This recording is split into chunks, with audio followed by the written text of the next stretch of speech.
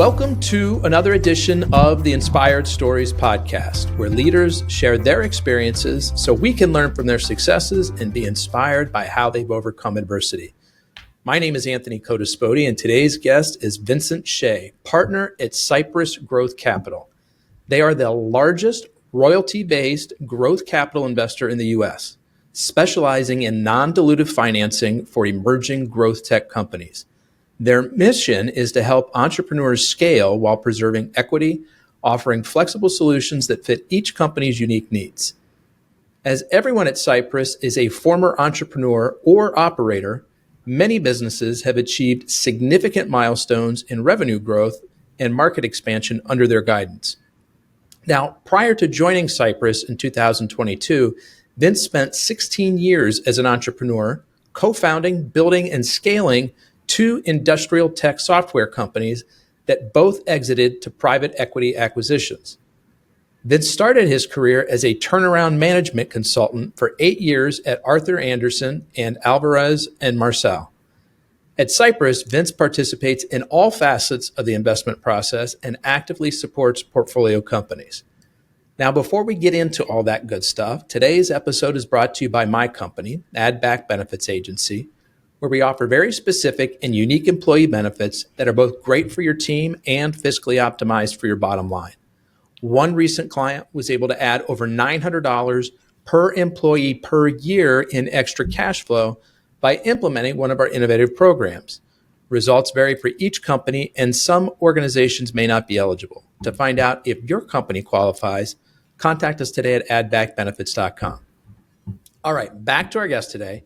Partner at Cypress Growth Capital, Vincent Hsieh. I appreciate you making the time to share your story today. Thanks for having me today, Anthony.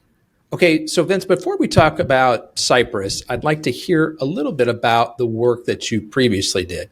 You spent 8 years with different consulting companies like Arthur Andersen, Alvarez, and Marsal, like we mentioned in the intro, working with private equity firms to turn around distressed companies.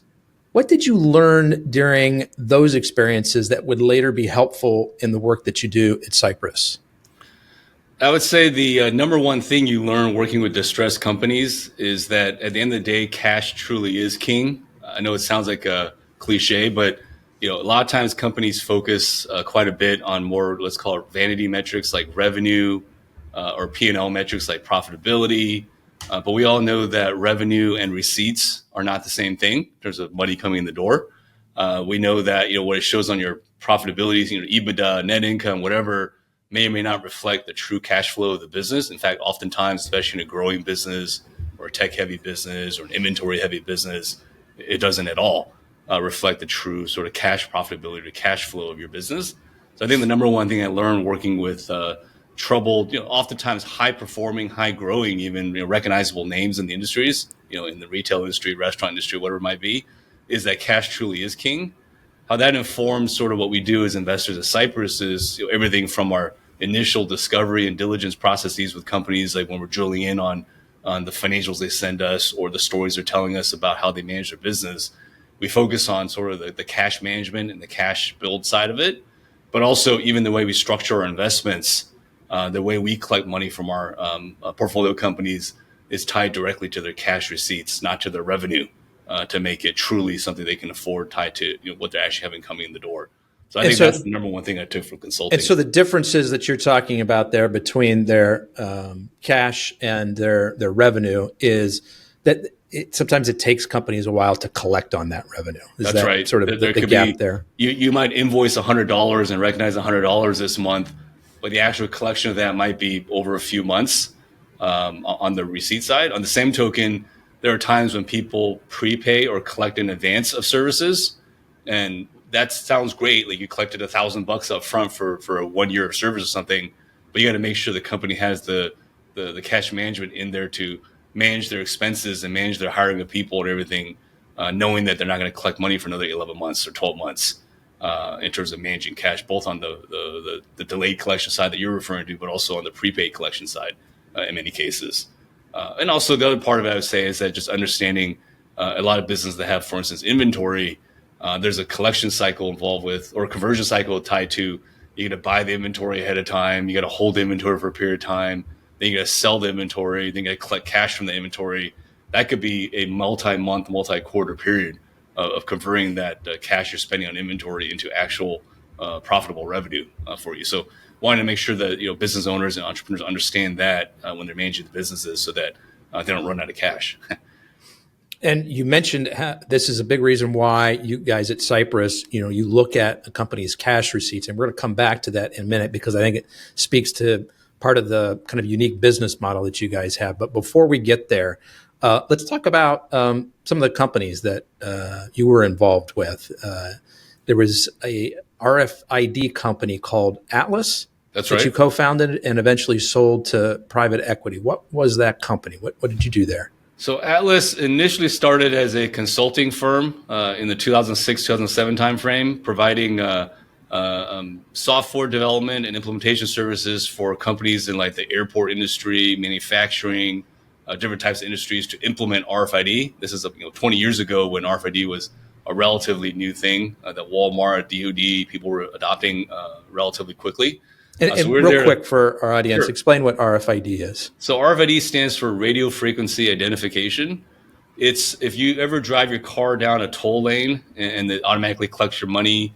It's using RFID to read that.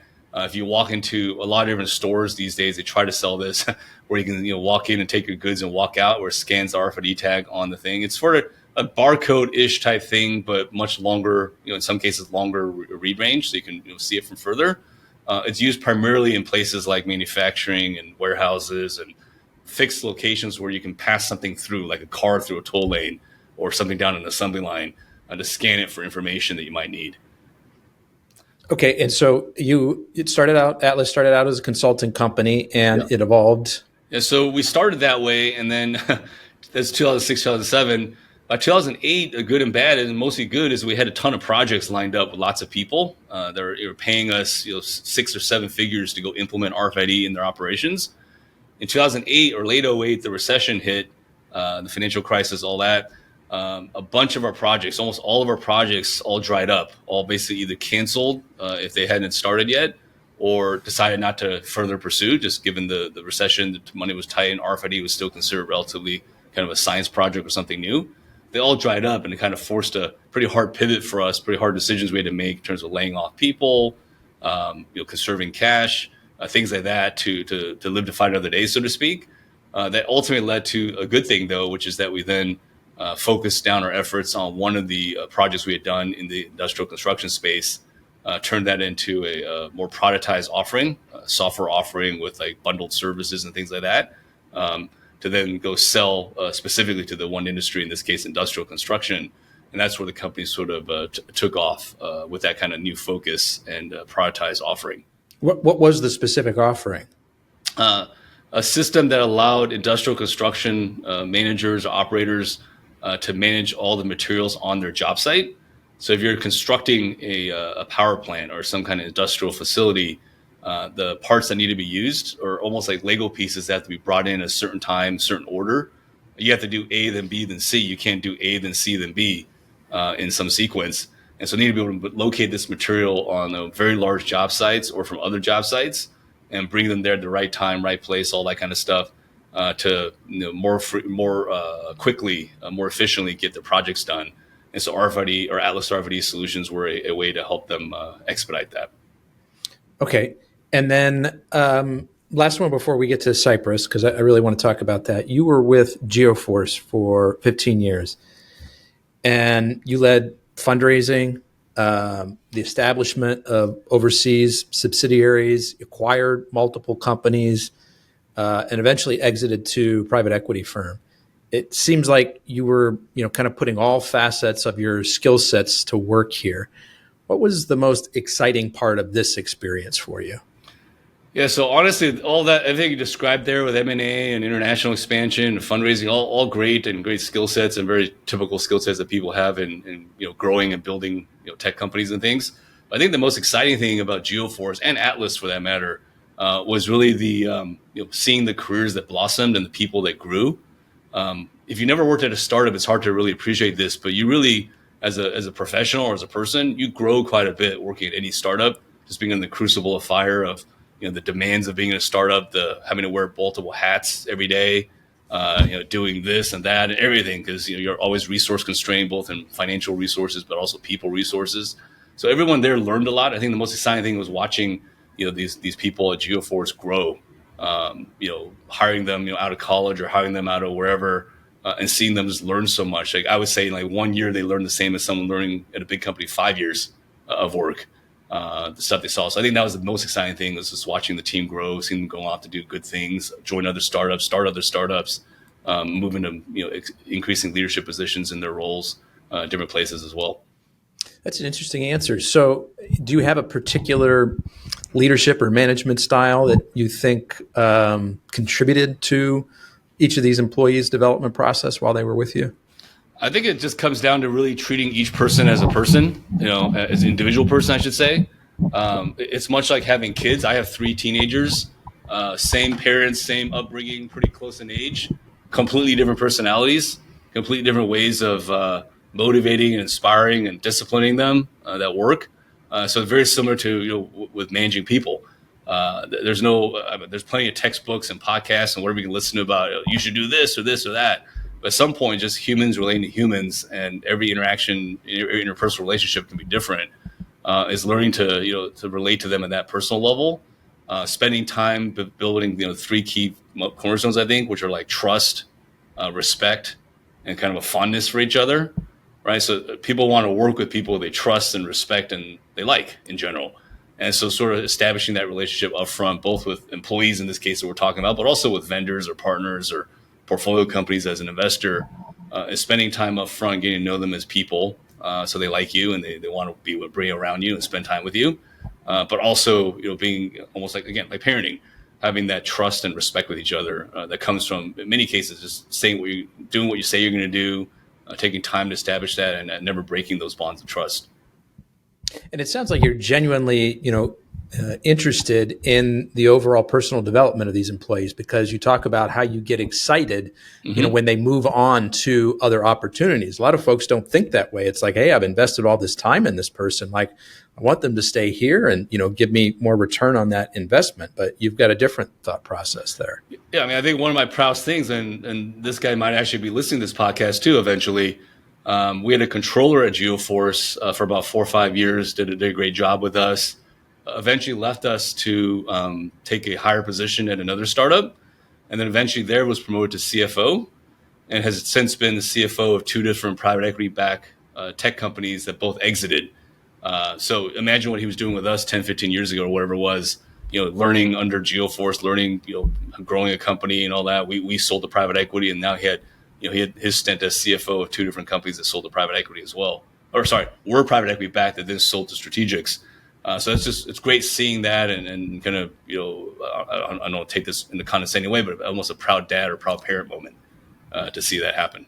No, I get it. Yeah. Okay. So now how did the Cypress growth capital opportunity come about for you, Vince? So the connection's pretty direct. Cypress was the first institutional investor in my second startup in GeoForce. So back in 2011, we had grown to about 5-6 million revenue, kind of on a bootstrap, friends and family basis. We were looking to grow faster. We had grown, we were profitable, we were doing fine, but there's so much more opportunity ahead of us. As an example, a lot of our customers in oil and gas in, let's say, the US, they also had operations in international markets like Brazil and Australia and the United Kingdom. And they wanted to use us there too. But to do that, we needed to be able to expand faster and hire a team there for sales and support and operations. Our organic profits wouldn't allow us to build that team out fast enough. Organic profits probably let us hire, 1 or 2 people a month or a quarter. But to take advantage of that market opportunity that our customers were bringing us to, we need to do that faster and spend some money establishing an entity in Brazil, establishing an entity in Australia, things like that. We needed to hire a true head of sales who had enterprise sales experience, scaling companies from 5 million to way beyond 5 million, something that we had no real experience doing directly. So we wanted to attract that type of salesperson. So we needed growth capital to do that, to attract those types of people. Found Cypress through an introduction from someone who actually is at Cypress now, but wasn't in Cypress at the time. They invested back in 2012, helped us scale from about 5 million to 30 plus million recurring revenue, sold to private equity. I stayed on the board of the company. but then transitioned to an investor role with Cypress about 3 years ago. So it was a relatively seamless transition in the sense that I knew the team, the team that was already working here, worked with me for 6-7 years, knew the investment model and the criteria what they're looking for and how they did it.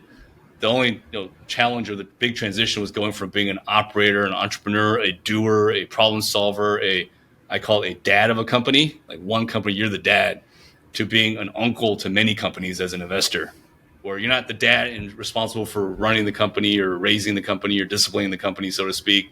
You're the uncle who's responsible for working with lots of different nieces and nephews as a fun uncle, hopefully, but also a uncle that can provide some mentorship and guidance to the companies as well.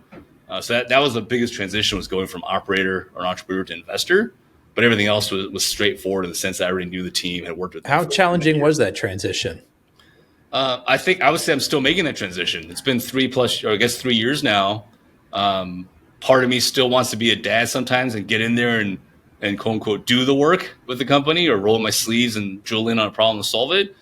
But the challenge, obviously, as an investor, is our job is not to do that. Our job is to motivate and guide and provide some perspective, but also then have them go solve the issues, directly. Have them, make the hiring decisions. Have them make the tough decisions and all that. Again, with our guidance and our mentorship and all that, but ultimately that.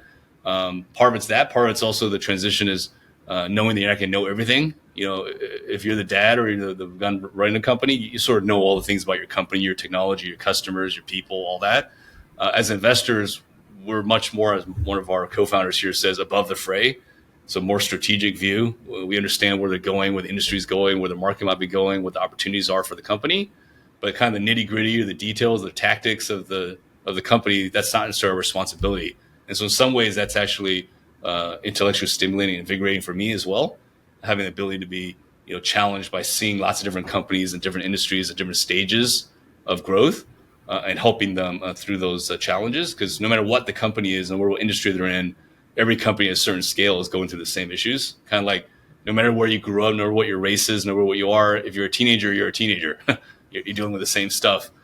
Companies are the same thing. No matter what they are, they're going through the same stuff. We're able to help them with that. But from, again, uncle perspective, not a dad perspective, trying to be the parent. I love all of these like familial references, being a dad, being an uncle, references to teenagers, which you're very experienced with now in the moment. I do the same thing with, as I try to think about sort of the psychology of folks that I'm working with. I've got 2 young boys who are 8 and 10, and I often reference back to what is sort of the core things that drive them, because I think deep down we're all still sort of, little kids Yes. inside of our brains. And so when we can understand and see sort of the raw emotions of younger groups, teenagers, little kids, it kind of carries on. Your point about 8 and 10 years old, I think that's the funnest age for kids. Like, I don't have any adult kids yet. My kids are teenagers, but I think when they're really young, like in diapers, they're fully dependent on you. They're not independent at all. When they're teenagers, they almost want to be too independent, and they don't, they dismiss a lot of what parents will say to them, and they're kind of on their own. They start driving the kind of their own life and everything. When they're kind of like, 5 to 10, 5 to 12, kind of the age your kids are now, they're old enough to be pretty independent and have independent thoughts and have conversations with you. They're not so old that they think they know everything and want to go off and do their own thing. So they still like look up to dad, so to speak, or look up to mom and everything. I think that's the funnest age for kids. And I bring that back to Cypress, which part of what I like about Cypress is that we're working with companies that are at that age. We're not working with companies that are like garage startups with an idea and no revenue, i.e. a baby in diapers. We're also not working with super mature companies that are already grown up and just need to optimize a few things. We're working with companies that are still kind of like quote unquote 5 to 10-year-old kids who are, have customers, have revenue, have real product, market fit, things are working, they're profitable, they're doing fine, but they're still learning a lot in terms of how to scale and grow the company. And so that's where we can be very impactful as uncles again. So we like working with that age of company, essentially, which is the age where your kids are now. So at Cypress, you guys have a little bit of a different model as it pertains to funding. Explain that for us, Vince. Yeah. So, typically people are, and I'm focused here on call it B2B tech companies or software companies. Companies are building something that requires development of hardware, software, processes, things like that, services and things like that. So some of this may or may not apply to, non-tech companies, but in general, what I would say is this, that if you're an entrepreneur building a company, Highest level, you can fund things obviously with your own pocket, called bootstrapping, or your friends and family, or people like angel investors, if you want to be people in a network or individuals. But if you want to go outside of individuals and to, let's call it, institutions or companies or banks or things that lend money, there's high level kind of two buckets. There's debt and there's equity, right? Debt is the benefit is that what you're going to pay back. It's going to cost you 10% interest or whatever. You're going to borrow $1 million and pay back $1 million plus interest over time, things like that. The issue with debt is it also comes with usually covenants that say you have to have this much profitability or this much whatever that potentially could restrict what you're doing as you're trying to grow and build a business. It oftentimes at the early stage comes with personal guarantees where you're potentially putting your house up or your personal type assets up to guarantee the loan. But it has a place for sure as debt or bank financing of some sort on one hand. On the other hand, there's equity, which typically comes from like venture capital firms or private equity firms where they give you money. You don't need to pay back any money every month like you do with bank debt. But when you eventually sell the company or exit the company some way, you're going to give them a percentage ownership of your company. So at a high level, if they bought 10% of your company today, when you eventually sell down the road, you're going to give them 10% of the profits or 10% of what you make at a high level. A lot of intricacy there, right? So that's equity on one side. It has the benefit of you don't have to pay anything for a long time until you sell, but it can also be very expensive if you're growing quite a bit. So if you're growing a lot, and if you're a tech company, you're generally, at this stage, valued as not a percentage, as a multiple of your revenue. Meaning if your revenue is X, you get paid 5x your revenue or 10x your revenue is what you're worth as a company. And so you can imagine the faster you're growing your revenue, the faster that equity value is appreciating.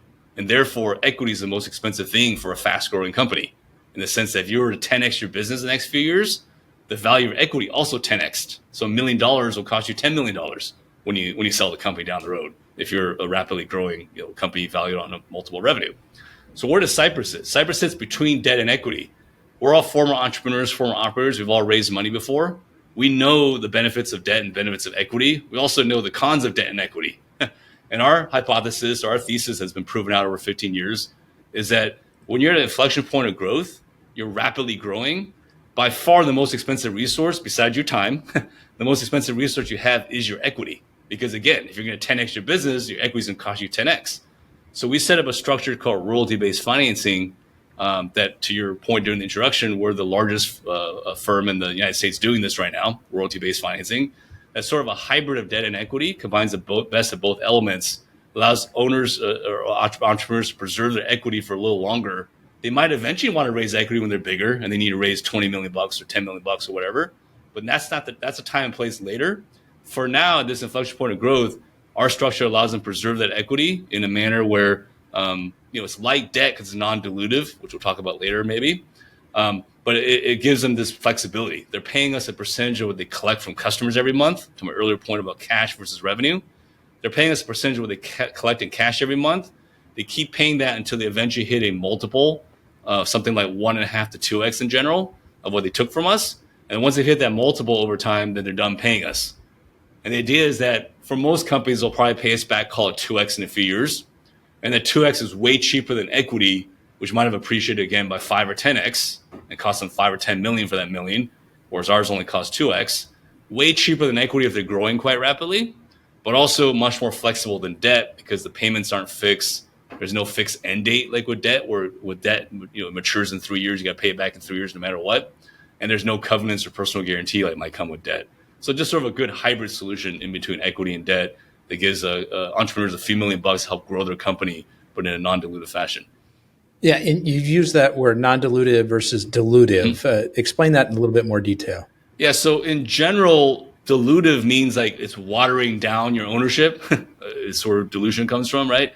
So equity in this case, right? So dilutive capital, like equity, if you own 100% of your company now, if you raise equity, you now only own 80% or 50% or whatever. You're just diluting your ownership down. It's watering down your ownership.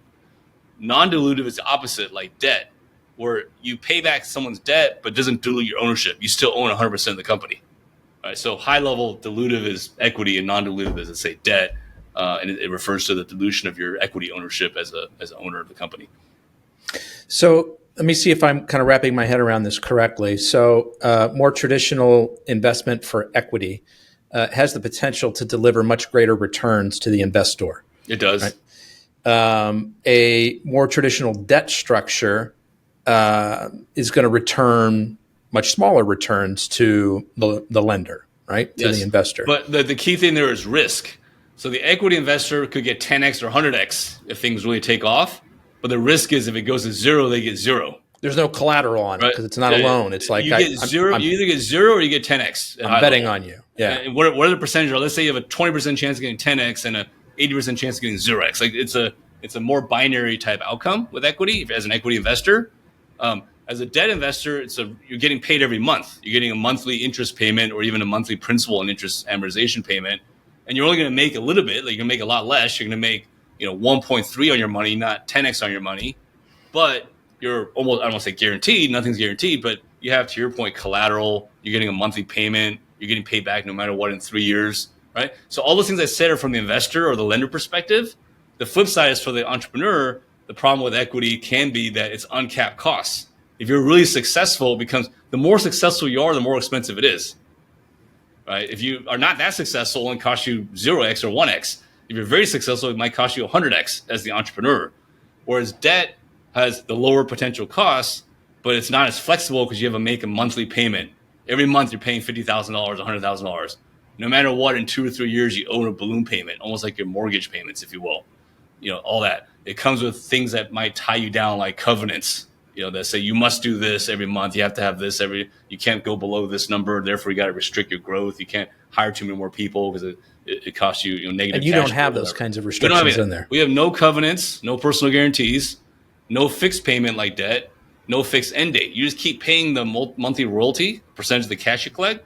You keep paying that till you hit a cap. Yeah, say more about that, because you touched on this before, Vince, about the importance of looking at cash receipts versus revenue booked. Mm-hmm. And that's, you guys are looking at cash receipts, how much cash they're actually taking in when calculating, what it is that their payments that's right. So we take a small percentage of their cash collections every month, not their revenue. So you can imagine a company where their revenue is $100 every month, but maybe this month they only collected $20. Well, if they only collected $20 on $100, they're going to pay us a percentage of $20, not a percentage of $100. But if next month they collect $200 instead of $100, they'll pay us a higher number, right? But they can always afford the payment because there's a percentage tied to the actual cash coming in the door. Basically, you only pay me when you get paid. That's clever. Now, you've got a specific set of criteria for identifying potential entrepreneurs you want to invest in. Can you dive deeper into what you look for? Yeah. So what are we looking for in entrepreneurs here? So first of all, we're all former entrepreneurs and operators. So we generally, I'm not saying we're perfect, but we have a better sense, I think, of what a good one is and what a bad one is, so to speak, and kind of you could hear it in their voice, see it in all that, on a introductory meeting, introductory call, and things. But a couple of things that we're kind of looking for with most of these people. One is a growth mindset.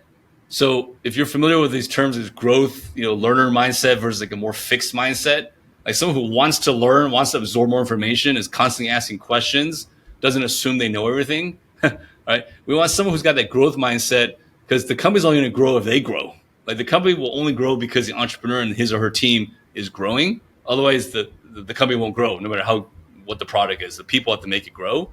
And we want them to be able to absorb some of our thoughts and our guidance. There's someone who's willing to absorb all that type of stuff and benefit from the guidance that we can potentially provide for them. So number one is a growth mindset. Number two is a sales mindset. So I don't mean they have to be a salesperson. I mean they have to understand like how to convey value and how to make sure they know how to read a room, so to speak, and convey and communicate the right stuff to their audience. In this case, it's called customers. But also they have to understand that sales is the most important thing that will drive a company forward. I don't care how good your product is. I don't know how slick your engineering is. I don't care how nice your accounting system is or how nice your office is. What really matters is you got to sell stuff. If you don't sell anything, you don't have a business. So again, they don't have to be a salesperson, but they have to have the mindset of how to communicate and how to generate sales, but also understand that sales is important. If they lead by showing us a product demo or they lead by showing us their code, so to speak, that's a pretty big turnoff. Probably won't lead anywhere. But if they lead with understanding like audience, like knowing how to read a room and have a communication, skills and all that, that's a highly valued trait, is that sales mindset. A third thing I would say is resourcefulness. These are early stage companies, few $1 million in revenue. I've said this word a few times, but they're generally pretty resource constrained financially, on people, on assets, whatever, to go do things. So they could be someone who can, a term I always use is MacGyver. Like MacGyver could figure things out. He's got duct tape and a pocket knife. He can figure anything out. Well, can this person also do that? At this early stage, can they be resourceful, capital efficient, all that kind of stuff to drive a business forward? We don't need this person to have everything set up for them to be successful. This is a startup. They're not going to have everything set up for them properly. The last thing I would say is that, we want them to be able to attract and retain a good leadership team around them. They may or may not have that team yet at the early stage. It might just be a solo person with a couple of people helping them do stuff. But we always say that at the beginning, to build a company and get maybe in the first few customers, that potentially is an individual sport. Like a solo entrepreneur can go figure things out, get the first few customers, few $1 million in revenue, whatever going. But for them to get meaningful scale and really build the company out, it becomes a team sport. They have to have, and a team has think of a baseball team has a first baseman and a catcher and an outfielder. Everyone is a part of a team. They all know they're specialists at their role, at their catching the ball or pitching the ball, whatever it is. And so they need to be able to start building out a team on sales, operations, finance, marketing, whatever it is. And they have to be able to attract and retain players to be able to do that with them. If they can't do that, they're not going to scale. So we want to test for that. Have they been able to bring on people they worked with before? Did their former boss invest in them? Right? Did some of their former colleagues join their startup? Things like that. When we have a meeting with their leadership team, does only the founder or CEO talk, or does the other people in the room talk as well? Because the other people in the room don't talk. Either the CEO or founder doesn't trust them, or they're not good enough, right? Or something in between, right? So we want to test for that kind of stuff. So let me see if I've got some numbers here correct, Vince. At Cypress, you've invested in 59 companies. There's 35 exits, 24 active investments. Nobody has closed their doors. Even more remarkably, the equity value of your companies grows an average of 10x after your investment. Do you, first of all, correct me if I got any of those numbers wrong, but do you attribute all of that success to all of those criteria that you pointed out just now that you guys are looking for? When you find people that check all those boxes, you feel like you're on a pretty sure path with them, as sure as you can be. Everything you said was correct, except I would slightly correct the statement that no one's closed their doors. Early on, and we're in Fund 5 now. In Fund 1 many years ago, we did have a couple companies that didn't turn out too successfully. So slight modification of what you said there, but everything else you said about 10x equity appreciation and 35 exits that were very successful so far are very true. I would say that two things kind of drive that. One is that we are very patient. To go back to the baseball analogy, we wait for our pitch to come. We don't swing wildly at things that are outside the strike zone. So what does patience mean? It means waiting till they're at least a few $1 million in revenue, if not more. So we know that something's working. It's not just a garage startup that has an idea. There's customers that actually paid them money and pay them on a recurring basis or for a couple of years to use their product. So something's working. We're patiently waiting for a few $1 million in revenue.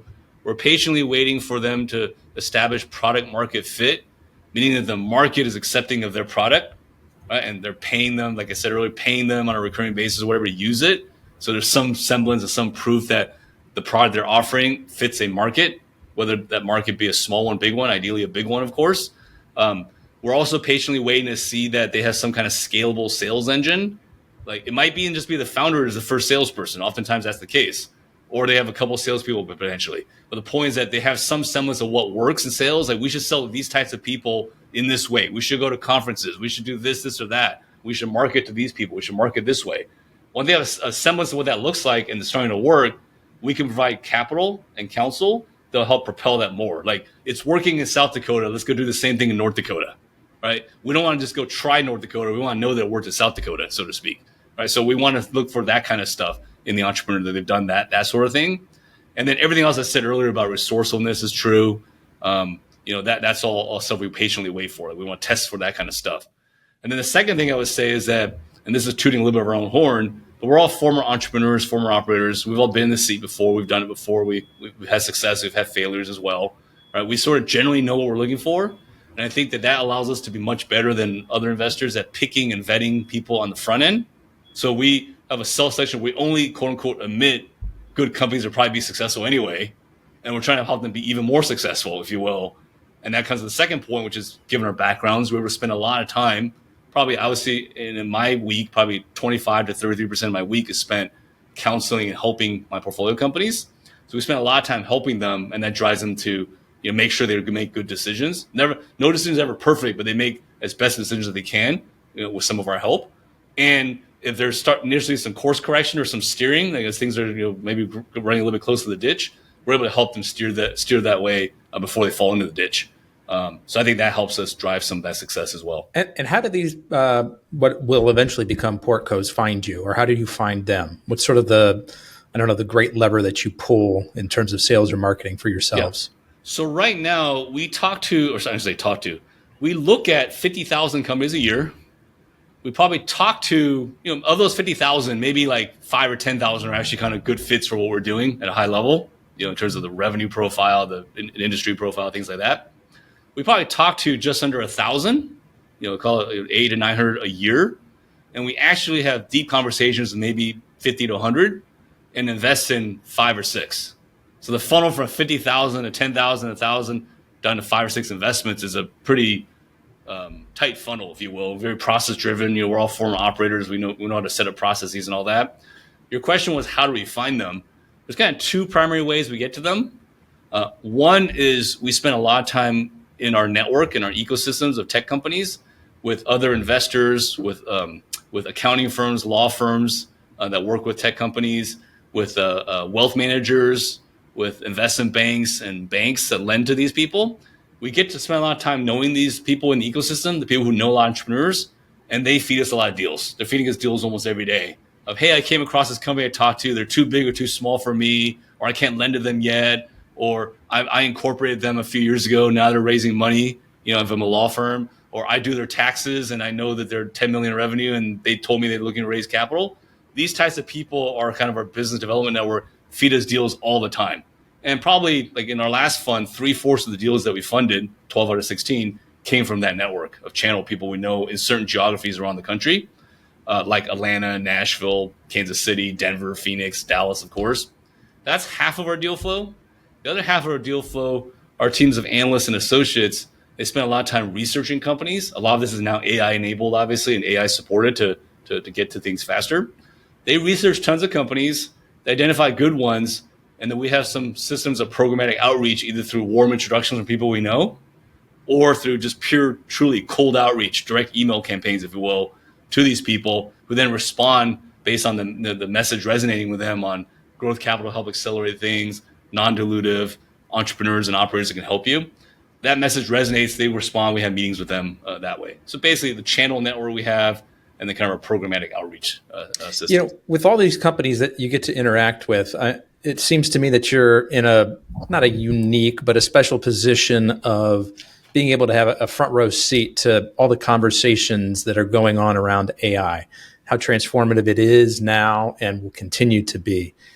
I'm curious, from where you sit, Vince, do you think there are things that the general public is missing or misunderstanding about the state of AI and where it's going? So I'll say 2 things on that question. The first one is this is not an original statement from me, but AI is not new at all. Like you could think back to like 1997. I think it was Big Blue, IBM was it Kasparov in chess? AI robot or engine or whatever beat the chess master in 1997, so 30 years ago almost. And then even back, if you remember pop culture, like one of my favorite movies growing up was Terminator. Like Terminator was talking about Skynet and an AI whatever coming to destroy the world in I think it was 1984. All right, so this is 40 plus years ago. AI was in the movies that we all watched, like the Terminator, Arnold Schwarzenegger, everything. So AI is not new at all. What is new is sort of the media getting a little bit more focus on it, let's call it, the hype cycle. And if one thing we all know from media hype cycles, that the media is usually a little bit of a lagging indicator. Like it doesn't catch on until something's already been happening for a little bit. So that would tell me that AI is about to really take off in terms of commercial application, everyday use. A true testament to that is not just his business using it, but does your grandma use it or does your mom use it? And that's starting to become a little bit more prevalent. All right, so I think the first thing I would say is that AI is not new.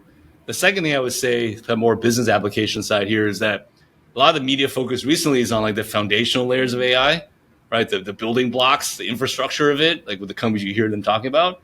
But the real value and where we're investing and where the real true value going forward is going to be is the business applications, of taking AI and applying it to legal tech or to healthcare or to accounting professions or whatever, or even us researching companies as an investor group here, right? Like the true applications, that it's not the infrastructure, is no different than, like Al Gore famously invented the internet, right? But the internet itself, which is the infrastructure, if you will, the true takeoff was once people start building applications on top of the internet, right? Websites and e-commerce, that kind of stuff. So I think we're probably at that part of AI now. We're making that transition into the going from the internet to apps, if you will, or I guess apps are mobile, but like websites, if you will. Like almost, because I mean, a lot of services now and software are, they're starting to integrate AI capabilities into what already existed. That's right. Do you see a movement towards, I don't even know what this would look like AI first? AI native, they call it. Yeah. So if you look at our investment, you mentioned we invest in 59 companies. Just like the last decade, we went back like in our portfolio and looked at what had AI and all that. A decade ago, we were investing in companies that had AI elements in their software offering. A decade ago, and we didn't. I don't even know we called it AI. We just said we're investing in a company that does this with their software, right? And then you look at the trend. Like 10 years ago, there was one. A few years ago, there was like a few a year. Last year, every investment we did has some AI in component, whether it be machine learning. It could be, lots of different types of elements of AI in the things we did with drone detection software, medical chatting software, patient engagement software, medical records retrieval, legal tech software we had an exit in that was using AI to do stuff with legal documents and things like that. So almost everything we've done recently has some AI component or AI enablement in it. More recently, like like now, we're starting to invest in like AI native companies, meaning they started AI native. Like from the beginning, they were built on a large language model, whatever, in the AI world. Very similar to, you go back to like Facebook. So Facebook was built in a web-based world. Like they were a website. You went to facebook.com on your laptop or your desktop to engage with Facebook, 20 years ago, when they started Facebook. And then like late 2000s, let's call it the post-iPhone era or iPhone era tied in, you started moving to mobile. And Facebook had to move to mobile. Facebook was not mobile native. Facebook was web native, if you will. And they had to go through some growing pains. They had to go acquire Instagram to develop some of the capabilities to become better at that. And now they're, most everyone interacts with Facebook on a mobile device. It's Instagram, all that stuff. Everything. I think they own WhatsApp too or something, right? So all that's in the mobile world. So we're starting to invest in companies that are more like Instagram than Facebook, right? Where they started in a, let's call it AI world, not started in a non-AI world and transition into it. And that's definitely kind of intriguing for us, and it requires a lot of paradigm shifts in how we think about companies. One, they can be a lot more capital efficient because they need fewer people to do the job. You just have 10 people in QA, now you have 2 people in QA, as an example. You can grow companies faster. A lot of that plays into our playbook of we want capital efficient companies anyway. One of our partners, Cliff Centel, was an entrepreneur in the healthcare space for many years, and then exited his company Strategic Acquire. He has a couple patents in AI. At his company, he was like chief technology, chief strategy officer. So he spent a lot of time working on AI in the medical world. And so a lot of times when we get into kind of AI heavy things, he becomes our subject matter expert looking into that.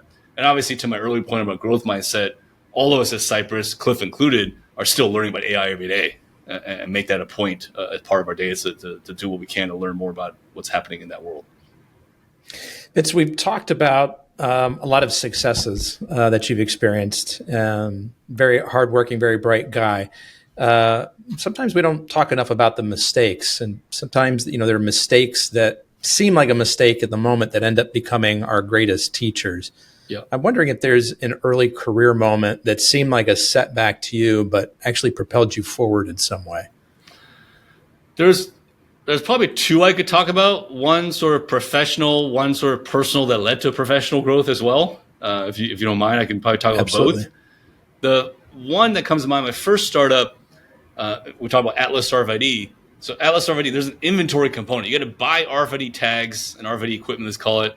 Then it gets installed at a manufacturing plant or construction site, and then they use our software to go consume the information and do run their business. Like the main driver is obviously the software, but you need hardware to enable it. So I go back to the time we were talking about earlier. We landed a bunch of projects in call it 07, 08. And there's our first 2 years of business. It was great. We had all these projects, we ramped up hiring to 50, 60 people to go deliver all the projects, all that. Then the '08 recession hit, and all these companies turned down all these things. And guess who was left holding the bag with cash on all the inventory that we bought?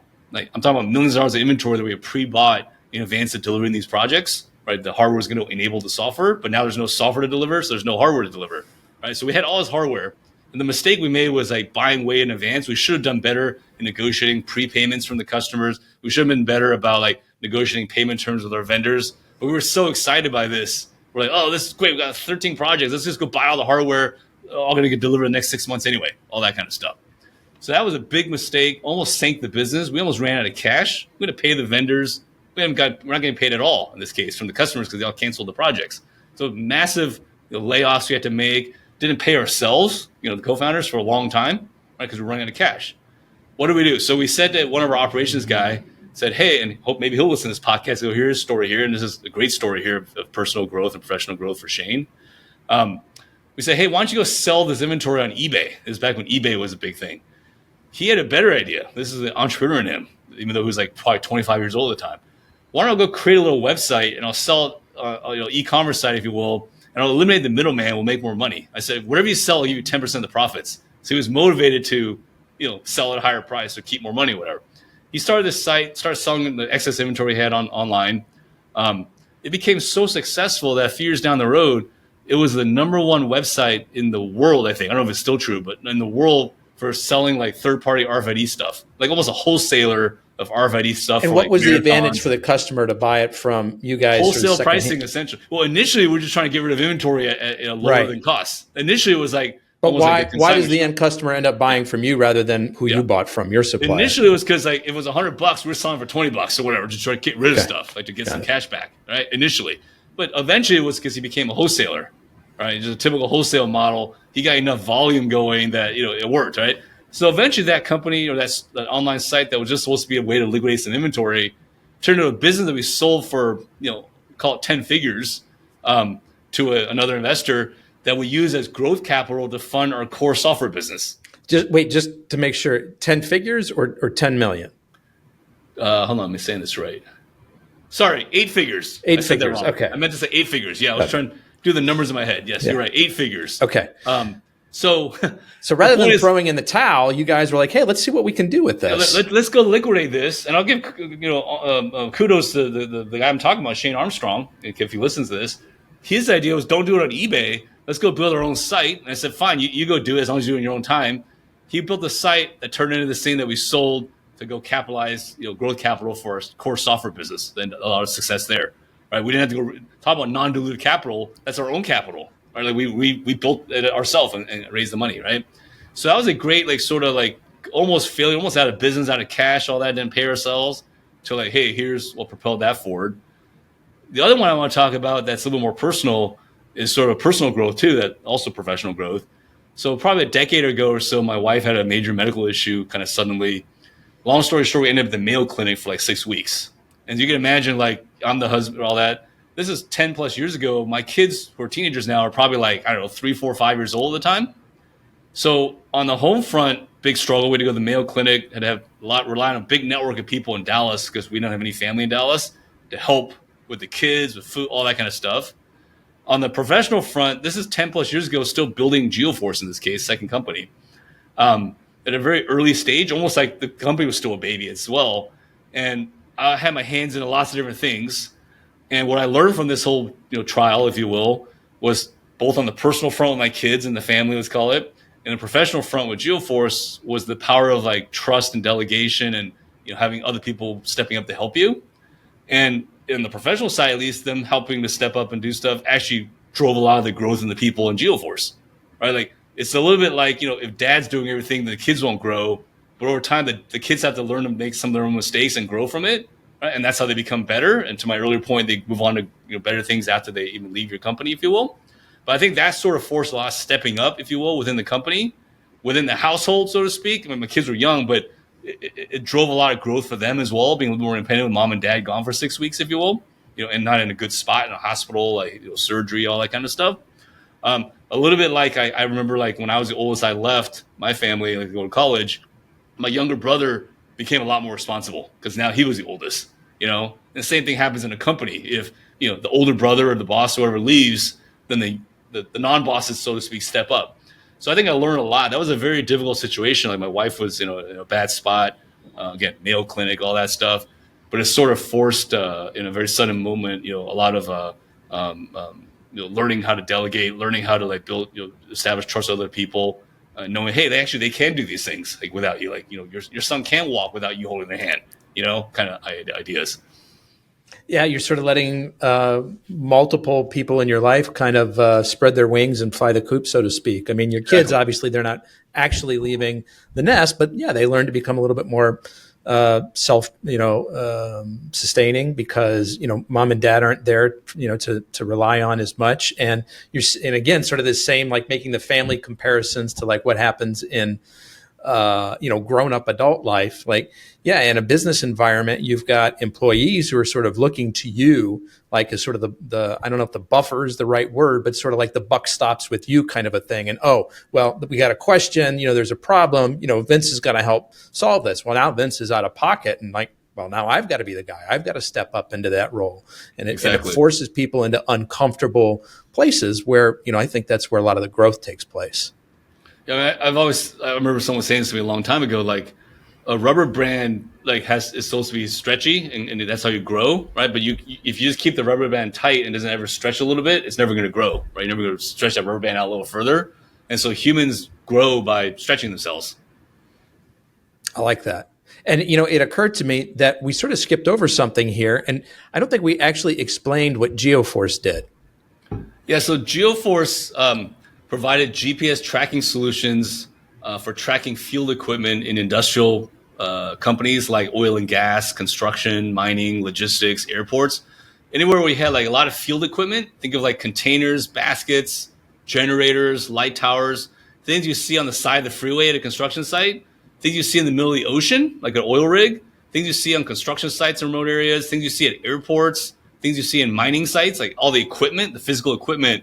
Our proprietary GPS tracking devices were bolted onto this equipment and then used our software. Again, started actually web-based in 2007 timeframe, but became mobile-based, to my earlier point about Facebook, for tracking this equipment for operational efficiency, for dispatch, for service verification, for delivery verification, for getting things to the right place at the right time, all that kind of stuff. So in the operational world, but in the industrial tech world as well.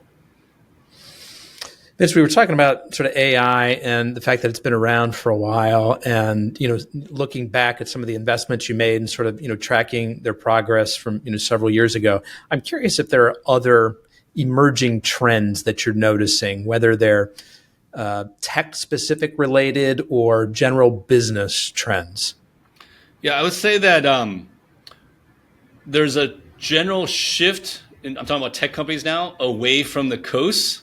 I shouldn't say away from the coast. Things are still happening on the coast, towards the coast as well. So one statistic, a year or two ago, something like 85% of investments, or let's call it venture capital, growth equity type investments, were in 3 states, California, New York, and Massachusetts. And within California or Massachusetts, you can assume it was mostly kind of San Francisco, New York, and Boston, city or geography specific, not even state specific. Right? So 85% to 3 states, meaning 15% was in the other 47 states or other, percentage of the population around the world or around the country. So in the last probably 10 or 20 years, there's been a shift towards, startups and, investors, things investing outside of the coast. What we're doing, we're investing in the Southeast, the Southwest, the Midwest, places where they tend to be more capital efficient because it's cheaper to get businesses going. Places where the entrepreneurs themselves might have grown up in in the agriculture sector in the Midwest, or the music industry in Nashville, or oil and gas in the South, right? Somewhere let's say Texas, Louisiana. They're actually closer to the being subject matter experts than someone growing up in Silicon Valley, New York, or Boston. If you're in certain industries, if you want to be in fintech, yeah, maybe. If you want to be in entertainment, yeah, LA, of course. Or now entertainment's elsewhere as well. But we actually think that not only the more capital efficient, in some ways they're actually better suited to start companies.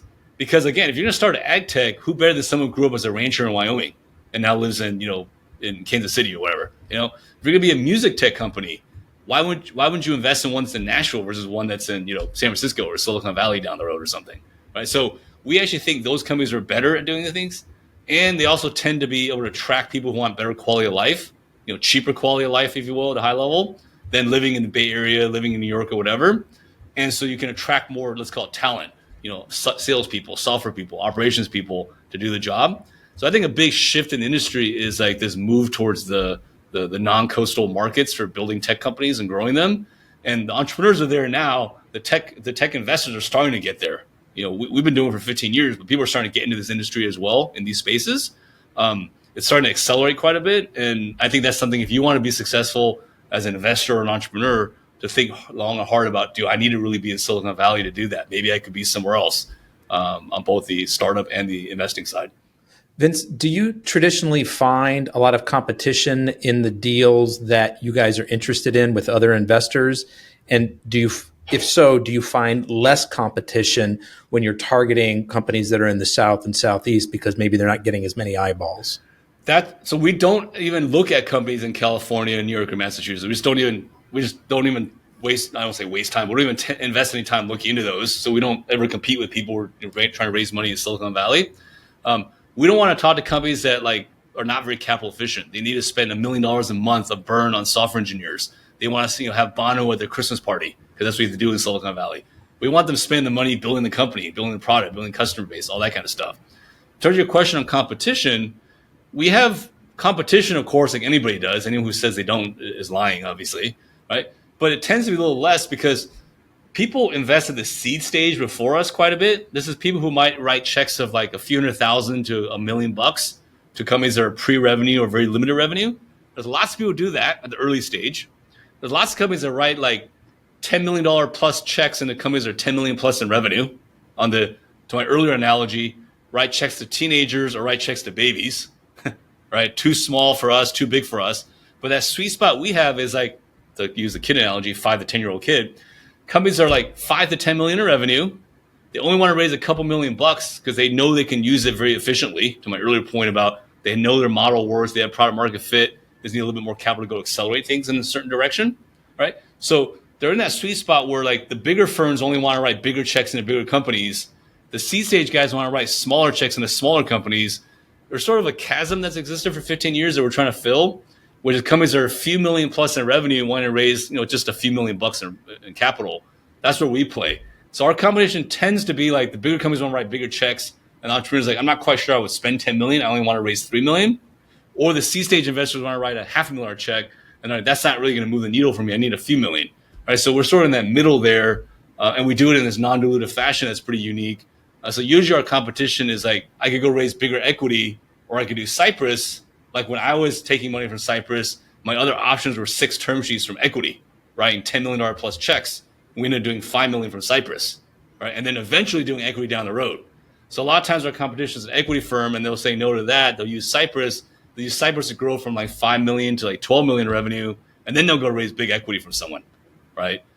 So that's what our competition usually is. It's usually an equity firm writing a bigger check, or they cobble together like some friends and family money or seed stage type investments. But the keyword there is they have to cobble it together, versus kind of a one-stop shop. So you're typically not bumping up against other royalty-based financiers.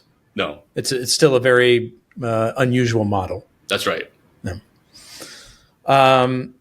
Vince, if you had to recommend a particular resource, a course, a podcast, a book that you think would be really instructive to founders of young companies, what would that be? Have you heard of the 5 Dysfunctions of a Team from Patrick Lencioni? I have not. Sure. So it's like a parable. It's written like a parable. And Patrick Lencioni is like a management consultant. He's written a bunch of books. It talks about the 5 dysfunctions of a team. All right, so earlier we said that, starting a company might be an individual sport. If you're going to scale a company in a meaningful way, it becomes a team sport. You have to have a team around you. And, in sports, people care about like team building and is that good as a team player, all that stuff. Well, same thing in business. Business is like a sport. You're trying to win, so to speak. You're trying to grow. You're trying to win a championship or whatever, right? And so 5 Dysfunctions of a Team talks about the common dysfunctions within a team around like, not being candid enough with each other, collaboration in terms of collaborating and feedback, things like that is a very pointed one. And I think that's one that everybody should read and understand. It's a very short book. It probably takes 45 minutes to read in one sitting. Again, written like a parable, not a textbook. Right? It's like telling a story, a fictional story of a company and all that. Every team, I would say, suffers from at least one, if not all 5 of the dysfunctions. So the better you can get at like overcoming those and becoming a better, well-oiled team, the better you will perform as a company, because ultimately the company will only grow as fast as the team grows, and more specifically, as fast as the leadership team can grow, right? That everyone else follows. So I have to put that one on my reading list. That hasn't hit my radar before. Vince, I've just got one more question for you, but before I ask it, I want to do two things. First, I'm going to invite all of our listeners to go ahead and hit the follow button on your favorite podcast app. We've had a great interview today with Vince Hsieh from Cypress, and you want to continue to get more wonderful interviews like this. Vince, I also want to let people know the best way to either get in touch with you or Cypress or to follow your story directly. What would that be? So Cypress, we're on cypressgrowthcapital.com. So Cypress, like the tree, like every investment firm is a tree or a number or something, right? Cypressgrowthcapital.com is our website. To get in touch with me directly, the best way to find me is LinkedIn, Vincent Hsieh, Hsieh. I'll respond to the LinkedIn message as long as you actually type a real message, not just a connection request.